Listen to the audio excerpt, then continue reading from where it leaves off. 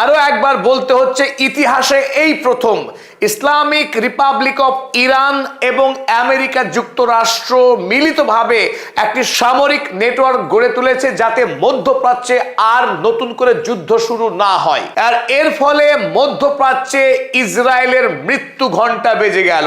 যে আমেরিকা এই ইসরায়েলকে এতদিন সযত্নে লালন পালন করে আসছিল গোটা মধ্যপ্রাচ্যে তার আধিপত্য ধরে রাখবার জন্য, সেই আমেরিকা ইউ টার্ন মেরে নতুন করে এতদিনের শত্রু চিরশত্রু ইরানের সঙ্গে সামরিক আঁতাত গড়ে তোলার মধ্য দিয়ে মধ্যপ্রাচ্যে তার টলয়মান আধিপত্যকে নতুন করে বিস্তার করবার স্বপ্ন বুনছে আমেরিকা। আর এই খবর খোদ জানিয়েছেন আমেরিকার ভাইস প্রেসিডেন্ট জেডি ভ্যান্স। ইরানের প্রতিনিধি দলের সঙ্গে আমেরিকার সুইজারল্যান্ডের জেনেভাতে যে বৈঠক হয়েছিল সেই বৈঠকের সবচাইতে বড় ব্রেক থ্রু হলো ইরানের সঙ্গে আমেরিকার এই সামরিক বোঝাপড়া গড়ে তোলা।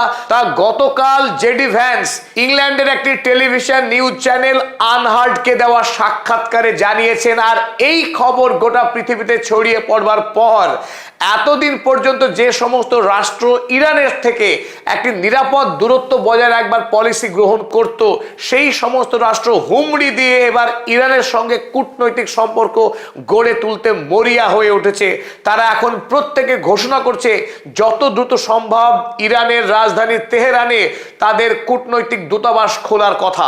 আর সবচাইতে বড় ফলাফল এই, লেবাননে ইরান এবং আমেরিকার মৌ স্বাক্ষরের পরেও ইসরায়েল যে আগ্রাসন চালিয়ে যাচ্ছিল এবং শয়ে শয়ে নিরীহ লেবানিজকে খুন করছিলেন, সমস্তটাই এক লহমায় বন্ধ হয়ে গেছে। এমনকি দক্ষিণ লেবাননের লিটানি নদী পর্যন্ত যে বিস্তীর্ণ অঞ্চল দখল করে নিয়েছিল ইসরায়েল, সেই সমস্ত অঞ্চল ছেড়ে এখন ইসরায়েলি আইডিএফ সন্ত্রাসী সৈন্যবাহিনী ঝেড়ে পালাচ্ছে ইসরায়েলের দিকে। মধ্যপ্রাচ্যের সামরিক এবং রাজনৈতিক মানচিত্র প্রতি মুহূর্তে বদলে যাচ্ছে, অবিশ্বাস্য রকম ভাবে বদলে যাচ্ছে। চলুন আমরা দেখে নিই জেডি ভ্যান্স ইরান আমেরিকার এই সামরিক নেটওয়ার্ক নিয়ে নিজে মুখে কি বলেছেন।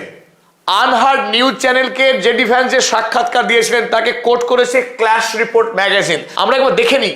JD Vance said one of the biggest breakthroughs from the Switzerland talks, সুইজারল্যান্ডের যে বৈঠক হয়েছে ইরানের সঙ্গে আমেরিকার, সেই বৈঠকের সবচাইতে বড় সাফল্য হলো এই was an agreement in principle to establish a direct military communication channel। এই যে কথা, direct military communication channel between the US and Iran, America এবং ইরানের মধ্যে সরাসরি সামরিক একটি নেটওয়ার্ক তৈরির কথা বলছেন, যেটা সম্পন্ন হয়েছে এই বৈঠকে। কেন?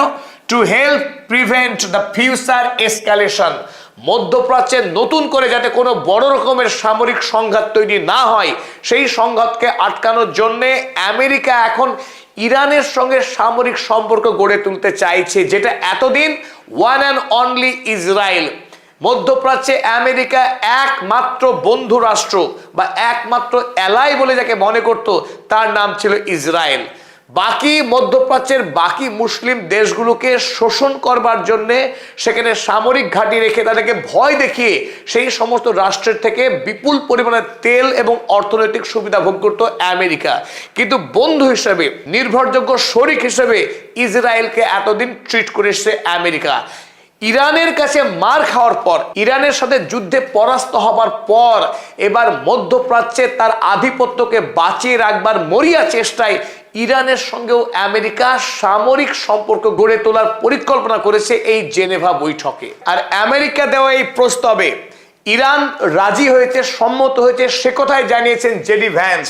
জেডি ভ্যান্স ইরানের কর্তৃপক্ষকে কোট করে বলেছেন, they were like, okay, fine, we will send somebody from the IRGC to go hang out in Doha with somebody from the CENTCOM।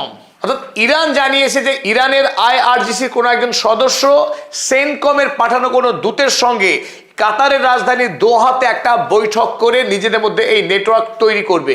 and that is how we are going to settle a lot of these disputes। এবং এইভাবেই অর্থাৎ ইরানের সঙ্গে এই আঁতাত গড়ে তোলার মধ্য দিয়েই মধ্যপ্রাচ্যে আমরা